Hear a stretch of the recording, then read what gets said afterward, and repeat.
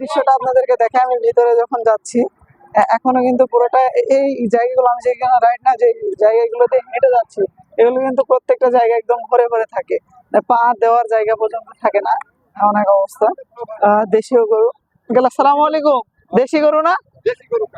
জোড়া কত দাম রাখছেন? 140। দেশি গরুর মান সবসময় বেশি থাকে। কোথা থেকে আসছেন আপনি?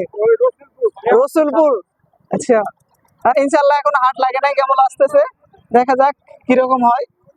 ছাগলের বাজার কিন্তু আজকে কম ছিল, ছাগলের বাজার কম ছিল আজকে, ছাগলের বাজার খুবই কম ছিল। এখনো কিন্তু গরু এসে পুরোটাই কানায় কানায় ভরপুর হয় নাই। আর এই হাটে হচ্ছে আপনার যারা হাটের ছাড়পত্র থাকে সেগুলো খুব সীমিত নেওয়া হয়। বাংলাদেশের হাট কমিটির যে সকল ছাড় নির্ধারণ করা হয়েছে সে ছাড়ই নেওয়া হয়। গরু কিন্তু দেখুন দেশীয় গরু সবচেয়ে বেশি এখানে।